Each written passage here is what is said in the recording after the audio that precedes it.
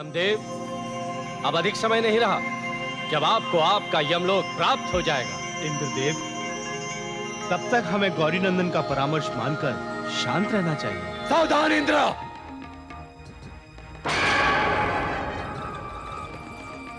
यदि हमारा उचित परामर्श मानो तो अति शीघ्र इंद्रासन हमें सौंपकर चले जाओ, अन्यथा जग हसाई के लिए तैयार हो जाओ। त्रिपुरासुर, तुम्हारा यह दुस्साहस कि हमारे ही लोक पर आकर हमें ललकारने की धृष्टता करो। इंद्र, दैत्य सम्राट त्रिपुरासुर का आदेश मानो और इंद्रलोक छोड़कर चले जाओ, और हमारे आदेश की अवहेलना करने का दुस्साहस भी कभी ना करना, अन्यथा त्रिपुरासुर सब कुछ सहन कर सकता है, परंतु अपने आदेश की अवहेलना कदापि सहन नहीं कर सकता।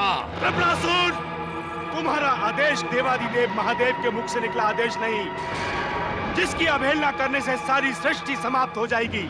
और तुम तारकाक्ष, गौरीनंदन के समझाने से भी नहीं समझ सके, जो तुम्हारी मृत्यु तुम्हें यहाँ खींच के लाई है। किसकी मृत्यु किसे कहाँ खींच कर लाई है, ये तो समय ही बताएगा। अग्नि, अग्निदेव, हम उस गजमुखी गणेश के समझाने से यहाँ से नहीं गए थे, अपितु हमने उस बालक गणेश को चेतावनी दी थी कि हमारे पिताश्री शीघ्र ही हमें इंद्रासन पुनः लौटा देंगे। और आज ये दैत्य राज तारकासुर अपने पुत्र की अभिलाषा पूर्ण करने के लिए यहाँ आया है, अतः हमारी बात मानो और इंद्रलोक हमें सौंप दो। दुष्ट तारकासुर, हमारे रहते इंद्रासन प्राप्ति की अभिलाषा छोड़ दो। तारकासुर, लगता है तुम्हारा काल शिवान से नहीं, हमारे हाथों लिखा है। ये लो अपनी धृष्टता का दंड। ओम गं गणपतये नमः, ओम गं गणपतये नमः।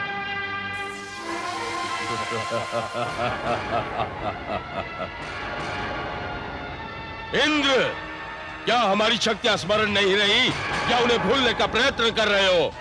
यदि स्मरण नहीं रही तो ये देखो, हमारी शक्ति का प्रहार, और उसके पश्चात हमारी शक्तियों को भूलने का प्रयत्न नहीं करना।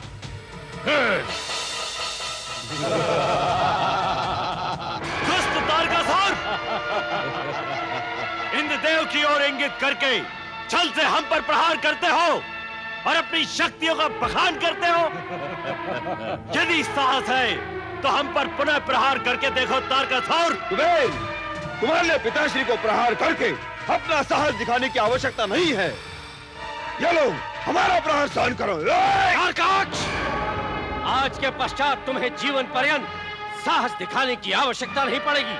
ये लो इंद्र का सर्वशक्तिशाली वज्र प्रहार, जिससे तुम्हारा जीवन ही समाप्त हो जाएगा। पुत्र तारकाक्ष, चिंतित न हो, ये तुम्हारे लिए नहीं, हमारे लिए है।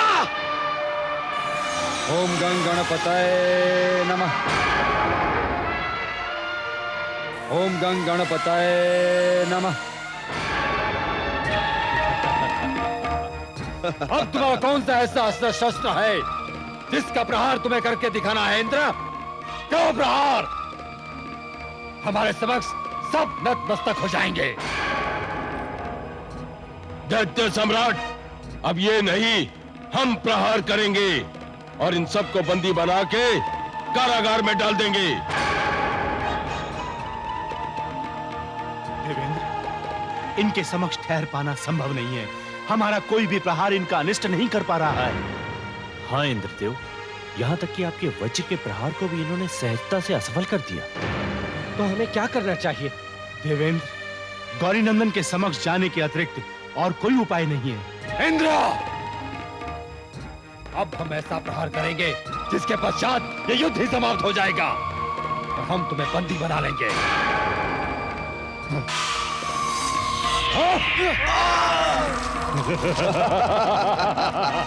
देवेंद्र, देवी शची की सुरक्षा हेतु हमें यहाँ से शीघ्र चलना होगा। आप उचित कह रहे हैं अग्निदेव, चलिए देवी।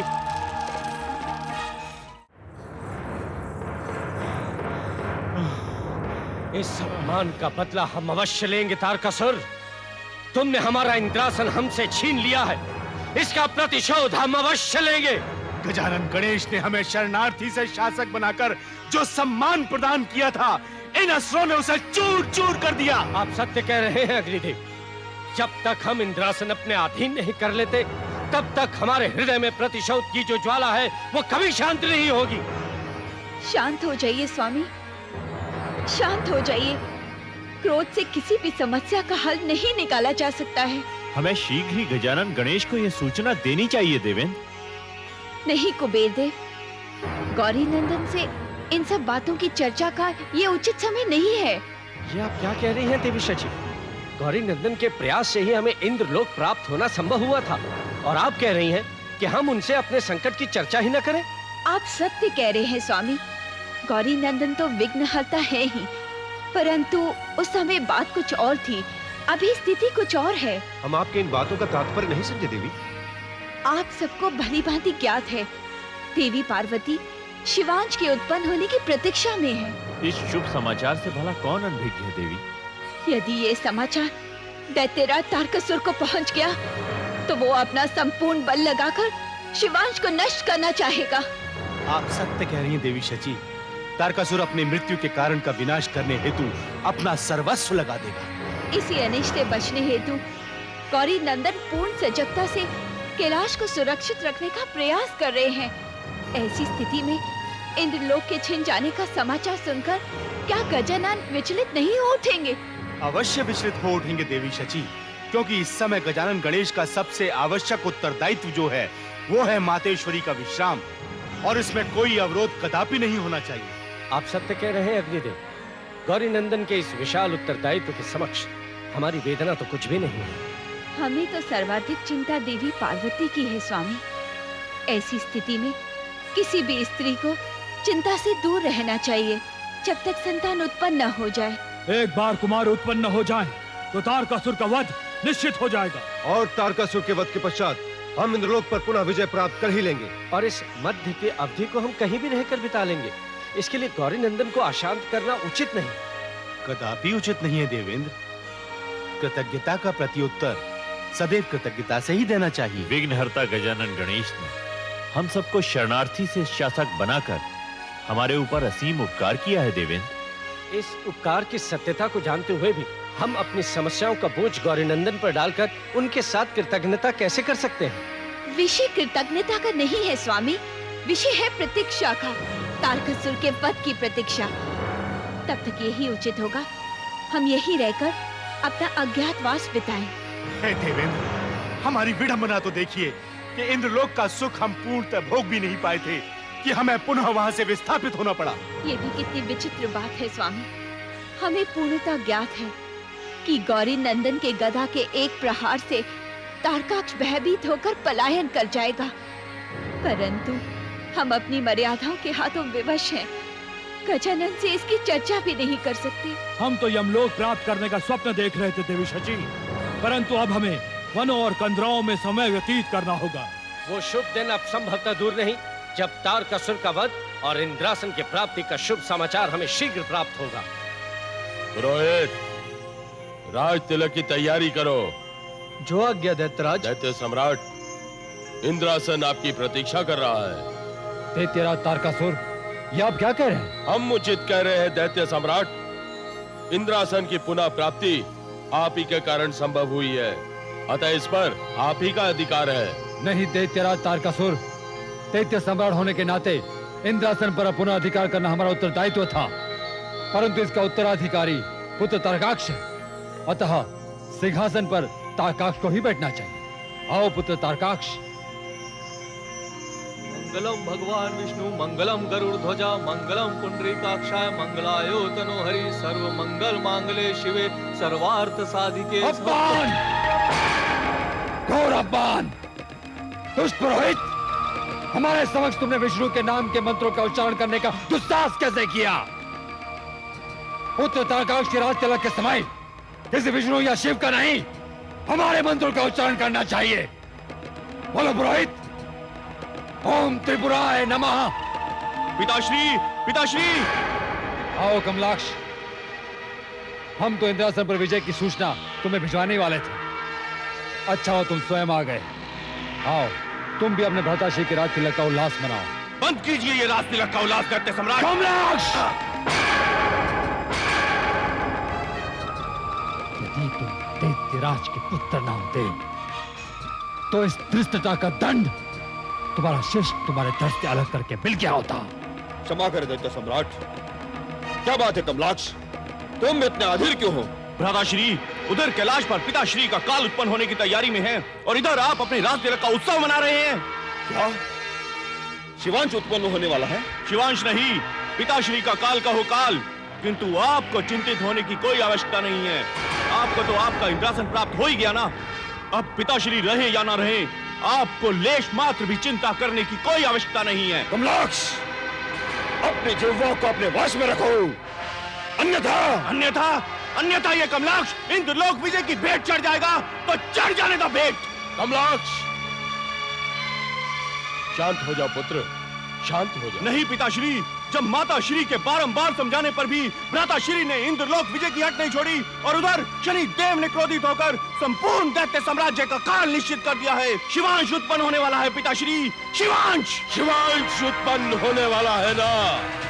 शिवांश उत्पन्न तो नहीं हुआ, और जो उत्पन्न ही नहीं हुआ उससे भयभीत होने की आवश्यकता ही क्या है? और दैत्य सम्राट के रहते हुए शिवांश उत्पन्न होगा भी नहीं।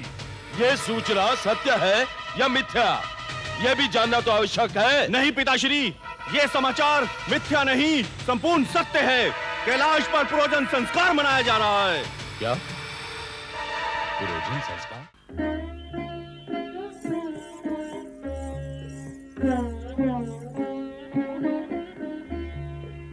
देवियों, ये सब क्या है और आपका प्रस्थान किस ओर हो रहा है? गौरी नंदन, ये पुरोजन संस्कार के पुष्प और हवि है जिसे विसर्जित करने हम सरोवर पर जा रहे हैं। पुरोजन संस्कार संपन्न हो चुका है? हाँ गौरी नंदन, आपके आशीर्वाद से सब सकुशल संपन्न हो गया है। परंतु हम तो प्रिय अनुज का पुरोजन संस्कार देख ही नहीं पाए देवी। हाँ गौरी नंदन, आपके आदेश अनुसार ही पुरोजन संस्कार को भवन के भीतर ही संपन्न किया गया है। हाँ गौरी नंदन, कहीं देवी देवताओं के आवागमन से प्रेरित होकर असुर किसी प्रकार का विघ्न न डालें, इसी कारण अधिक निमंत्रण भी नहीं भेज पाए। परंतु हम तो द्वार पर ही विराजमान थे देवी। इसके पश्चात भी हमें प्रिय अनुज के पुरोजन संस्कार में सम्मिलित होने से मना कर दिया गया। यही उचित था गजानन। देवी जया, क्या हम इसका कारण जान सकते हैं? अवश्य गौरी नंदन, इसका कारण ये है कि ये संस्कार पूर्णतः स्त्रियों से ही संबंधित है। देवी, यदि ये संस्कार स्त्रियों से संबंधित है तो प्रिय अनुज के लिए इसकी क्या आवश्यकता थी? गौरी नंदन, पुरोजन संस्कार अंकुरित संतान के छठे मास के प्रारंभ में मनाया जाता है, जिसके आरंभ होते ही परम पिता परमात्मा अंकुरित संतान में प्राण डाल देते हैं। और इसी प्रसन्नता को दर्शाने के लिए तथा परम पिता को धन्यवाद देने के लिए पुरोजन संस्कार मनाया जाता है। गौरी नंदन, ये कुमार के लिए इसलिए भी महत्वपूर्ण है क्योंकि इसके पश्चात सिद्ध होता है कि कुमार में प्राणों का संचार हो गया है। देवियों, निश्चय ही ये तो प्रसन्नता की सूचना है। देवियों, यही कारण तो नहीं कि प्रिय अनुज से वार्ता करते समय वे हमें साक्षात दिखाई देते हैं?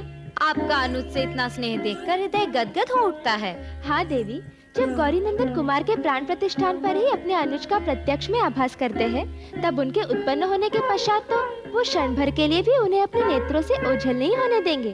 अवश्य देवी जया, अनुज कुमार के उत्पन्न होने के पश्चात हम उन्हें एक क्षण भी अपने नेत्रों से ओझल नहीं होने देंगे और हम महामुनि विश्वकर्मा से कहकर प्रिय अनुज के लिए एक और सिंहासन बनवा लेंगे और उन्हें यही भवन के द्वार पर अपने निकट बिठाएंगे। गौरी नंदन, हमारी ये कामना है कि कुमार की उत्पत्ति अति शीघ्र हो और हमें दो भ्राताओं का स्नेह देखने का शुभ अवसर प्राप्त हो। हाँ देवी जया, ऐसा आदर्श स्नेह देखने के लिए हृदय लालायित हो रहा है। गौरी नंदन, हमें आज्ञा दे, हम पुष्प और हवि विसर्जित कराएं। आपकी इच्छा अति शीघ्र पूर्ण होगी देवियों। प्रणाम गौरी नंदन। ये आप क्या कह रहे हैं देवेंद्र? इंद्रलोक अब आपके अधीन नहीं रहा? हाँ श्रीहरि, तारकासुर ने गौरी नंदन की अनुपस्थिति का लाभ उठाकर इंद्रलोक पर आक्रमण कर दिया। तारकासुर के युद्ध की ललकार का हमने वीरता से उत्तर दिया, परंतु क्या अग्निदेव? देवी लक्ष्मी, तारकासुर और तारकक्ष के साथ त्रिपुरासुर भी था और यही कारण था कि हमें युद्ध क्षेत्र से पलायन के लिए विवश होना पड़ा। परंतु देवेंद्र, आपके पास अस्त्र शस्त्रों की कोई कमी नहीं है। कई अजय और अभेद्य शस्त्र हैं आपके पास। हमारे अस्त्र शस्त्र त्रिपुरासुर के समक्ष पहुंचते ही अर्थहीन हो जाते थे श्रीहरि। अर्थहीन हो जाते थे? गौरी नंदन के वरदान के समक्ष किसी भी शक्ति के अस्तित्व का प्रश्न ही कहां उठता है देवी लक्ष्मी। गजानन गणेश ने त्रिपुरासुर को जो अजय होने का वरदान दिया था, उसी के कारण हमारा हर शस्त्र बिना कोई आघात किए उसे वो वापस लौटा रहा था। त्रिपुरासुर रणभूमि में गजानन का ध्यान करके ओम गंग गणपते नमः का जाप करता जा रहा था और हमारा हर प्रहार विफल होता जा रहा था। ये सत्य है देवी शची कि गौरी नंदन के मंत्रों में अद्भुत शक्ति छिपी होती है। विघ्नेश्वर के मंत्रों के उच्चारण मात्र से ही प्राणी को सुरक्षा प्राप्त होती है। त्रिपुरासुर को गौरी नंदन का विशेष वरदान प्राप्त है और इसी का अनुचित लाभ उठा रहा है वो। क्या गौरी नंदन इस घटना से अवगत नहीं है? अवगत कराने की ही कामना लेकर हम सभी कैलाश की ओर प्रस्थान कर रहे थे देवी लक्ष्मी, परंतु तभी देवी शची ने हमें यह सुझाव दिया कि अभी गौरी नंदन को यह सूचना देना उचित नहीं होगा। देवी शची का सुझाव यथोचित है देवेंद्र। देवी पार्वती का विश्राम करना आवश्यक है, इसीलिए कैलाश पर शांतिपूर्ण वातावरण बनाए रखना अनिवार्य है। देवाधिदेव महादेव देवी पार्वती के विश्राम का ध्यान रख रहे हैं और गजानन गणेश्वर ने तो माताश्री के स्वास्थ्य लाभ के उत्तरदायित्व को अपना ही बना लिया है। गजानन गणेश्वर के नन्हे कंधों पर कई महत्वपूर्ण उत्तरदायित्व हैं, इसलिए उनकी एकाग्रता को अवरोधित करना उचित नहीं है देवेंद्र। यही मनन करके हमने गौरी नंदन को इंद्रलोक की सूचना से अनभिज्ञ रखने का सुझाव दिया था। श्री हरि विष्णुदेव, समय की यही मांग थी। समय की मांग को समझकर आपने अपनी बुद्धि विवेक का परिचय दिया है देवी शची। इस समय शिवांश की उत्पत्ति अत्यंत महत्वपूर्ण है। ऐसे समय में गजानन गणेश्वर को अशुभ सूचना देना, उनके ध्यान को विभाजित करना है। हाँ श्री, गजानन गणेश को अशांत करना कदापि उचित नहीं। अभी तारकासुर का वध अति आवश्यक है। आप सत्य कह रहे हैं पवन देव। तारकासुर का वध हो जाएगा तो हमें स्वतः ही इंद्रलोक और यमलोक वापस मिल जाएगा। यमलोक और इंद्रलोक ही नहीं यमदेव, समस्त ब्रह्मांड से असुरों का साम्राज्य समाप्त हो जाएगा। इन्हीं बातों को ध्यान में रखते हुए ब्रह्मदेव ने सुझाव दिया था कि शिवांश को इतना पराक्रमी और बलशाली बना देना होगा कि नन्ही सी उम्र में ही वो बालक तारकासुर के वध के योग्य हो जाए। परमपिता की कामना तो संपूर्ण ब्रह्मांड के हित में है श्रीहरि। ये भी ब्रह्मदेव की कामना थी कि त्रिदेवों का ओज शिवांश में निरूपित हो जाए। इसलिए ब्रह्मदेव ने अपना सात्विक अंश प्रदान किया और हमने अपने विक्रम स्वरूप का अंश शिवांश को प्रदान किया। देवाधिदेव महादेव ने अपना तेज शिवांश में निरूपित किया। अब इसमें कोई संदेह नहीं कि उत्पन्न होने वाला बालक अत्यंत बलशाली और अद्भुत पराक्रमी होगा। अद्भुत पराक्रमी का अर्थ है तारकासुर के विनाश की संपूर्ण संभावना। तारकासुर के विनाश का अर्थ है असुर राज का समापन और देवताओं के राज का प्रारंभ, अर्थात इंद्रलोक हमें स्वतः ही प्राप्त होगा। यदि नहीं भी प्राप्त हुआ तो तारकासुर की अनुपस्थिति में तारकक्ष को अपदस्थ करना हमारे लिए कोई कठिन कार्य नहीं होगा। श्री हरि, अभी हमारे समक्ष जो शक्तिशाली अवरोध है वो है मात्र तारकासुर। और चिंता की बात यह है कि तारकासुर का आत्मविश्वास अभी अपने सर्वोच्च शिखर पर है। जब भी किसी प्राणी के हृदय में अपनी शक्ति का विश्वास पनपने लगता है तो उसका आत्मविश्वास बढ़ जाता है, परंतु जब प्राणी में विनाशकारी प्रवृत्तियां उत्पन्न होने लगती हैं तो उस प्राणी का विनाश अवश्यंभावी हो जाता है। तारकासुर का यह मत उसे अपने अंत की ओर खींच रहा है। प्रणाम काकाश्री। आयुष्मान भाव। आओ पुत्रों, हमें विश्वास है कि तुम इंद्रलोक की विजय की प्रसन्नता का समाचार लेकर आए हो।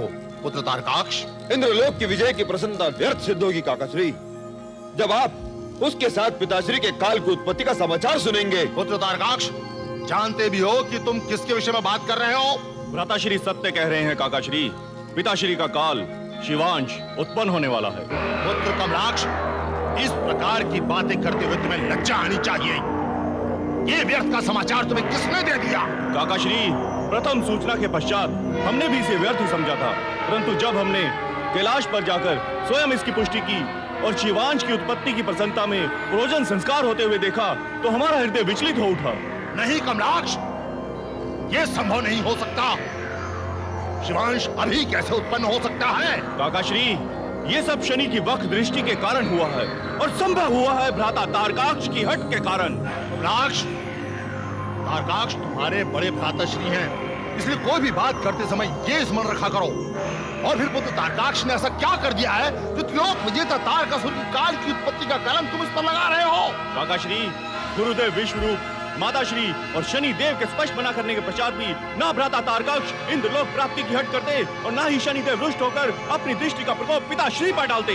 तब क्या स्वयं शनि देव ने भी इंद्रलोक पर आक्रमण करने के लिए मना किया था?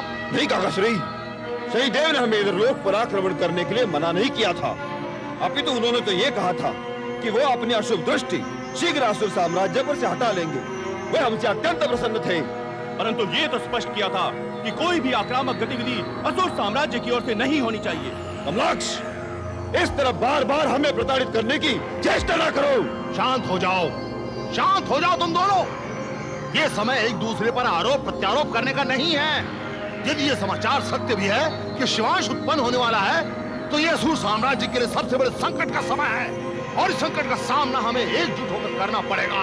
काकासुरी, यदि शिवांश उत्पन्न हो गया तो उसके पश्चात जो संकट उत्पन्न होगा उसका सामना कैसे किया जा सकता है?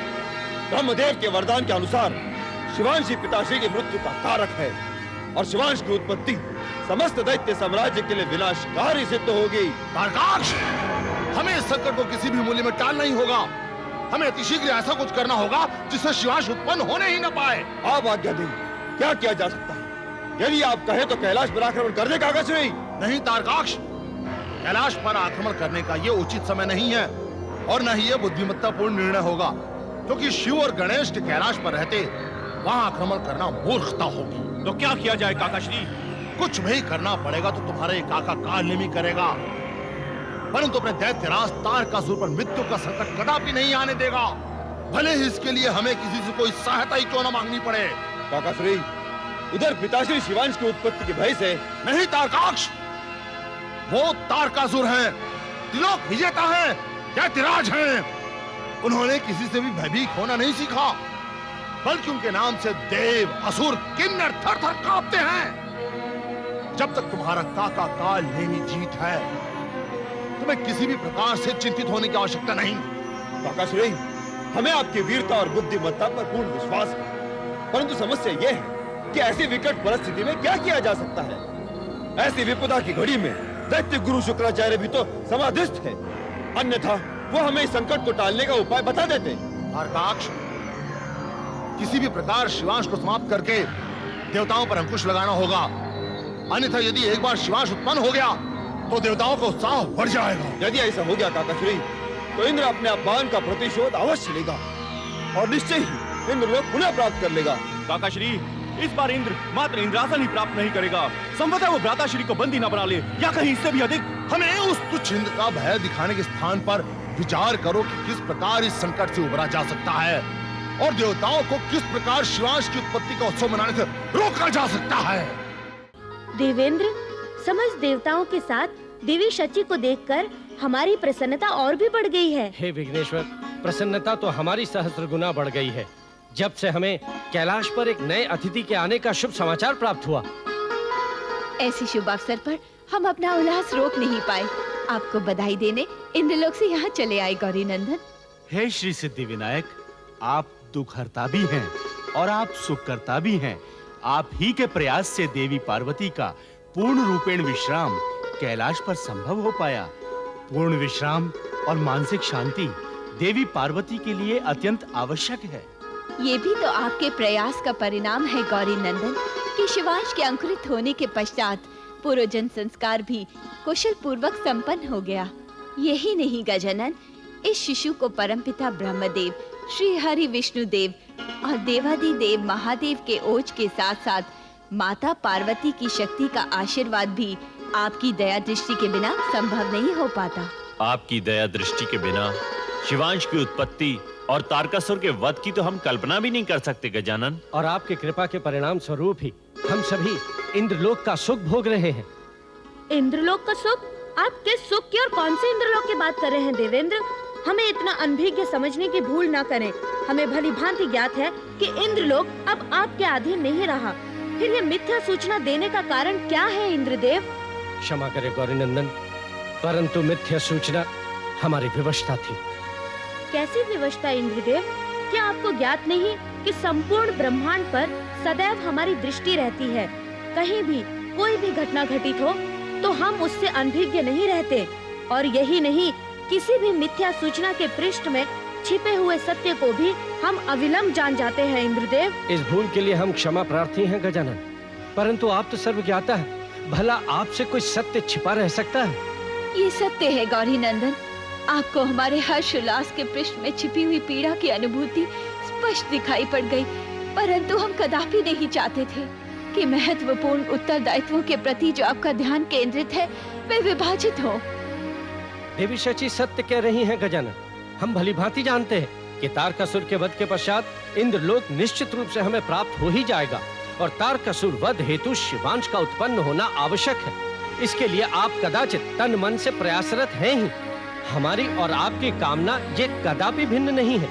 यही सोचकर हम मिथ्या का सहारा लेने पर विवश हो गए। इस निर्णय के लिए हमें क्षमा करें गजानन। इस दृष्टिकोण से आपका निर्णय अनुचित नहीं है, आपका निर्णय प्रशंसनीय है। त्रिपुरासुर ने हमारे वरदान का अनुचित लाभ उठाकर ही इंद्रलोक पर आक्रमण करने की चेष्टा की होगी, और आपने इस आक्रमण के विषय में हमें सूचना न देकर अपनी सूझबूझ और अपनी बुद्धिमत्ता का परिचय दिया है। उपयुक्त समय में उपयुक्त कार्य करना ही बुद्धिमानी होती है देवेंद्र, और समय का अनुसरण सदैव शुभ फलदायक ही होता है। अब हमें तारकासुर की मृत्यु की प्रतीक्षा है, और यही हम सब के लिए सर्वस्व शुभ है। तारकासुर के अंत की प्रतीक्षा तो संपूर्ण ब्रह्मांड कर रहा है। उसका अंत अब समीप आ चुका है। अति शीघ्र ही वो अपने जीवन की अंतिम घड़ियां गिनना प्रारंभ कर देगा।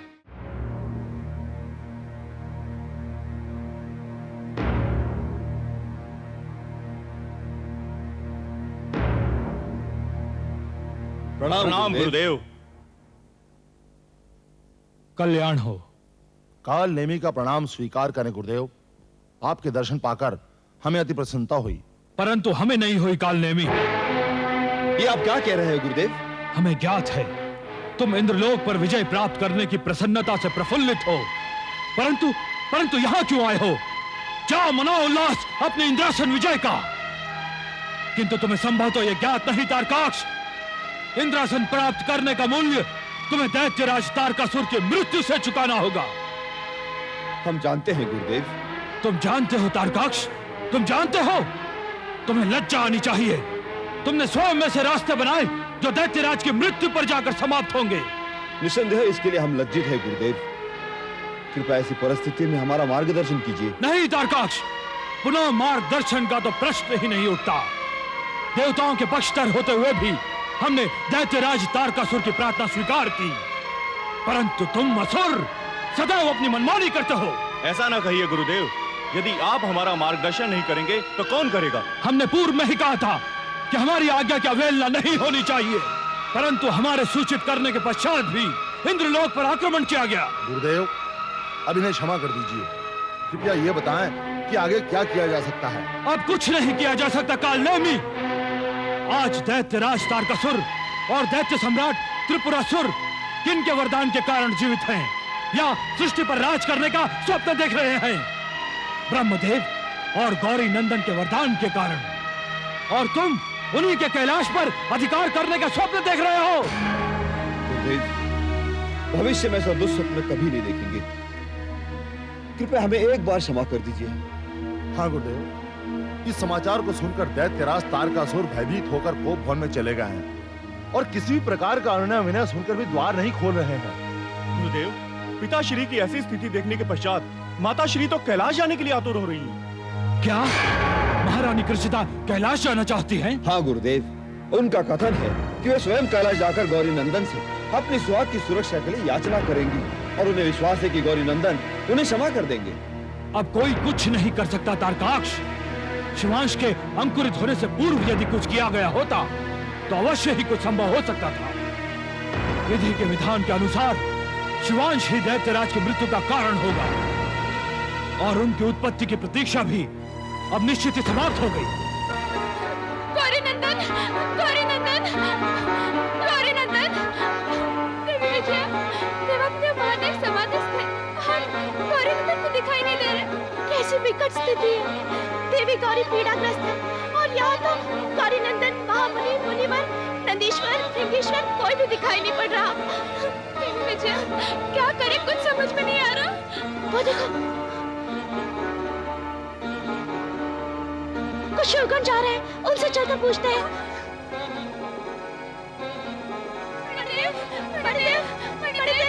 मणिदेव, आपने कहीं गौरी नंदन को देखा है? कृपया शीघ्र बताएं, गौरी नंदन कहाँ है? देवी जया, गौरी नंदन तो सरोवर पर है। सरोवर पर? चलो देवी जया।